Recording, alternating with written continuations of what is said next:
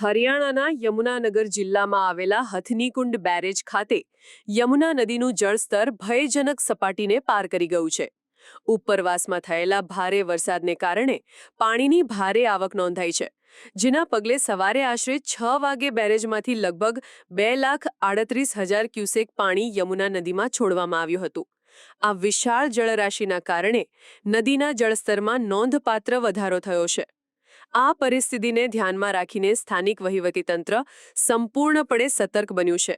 પાણીનો આ પ્રવાહ આગામી 48 થી 72 કલાકમાં દિલ્હી પહોંચવાની સંભાવના છે, જેના કારણે રાજધાનીના નીચાણવાળા વિસ્તારોમાં પૂરનો ભય સેવાઈ રહ્યો છે.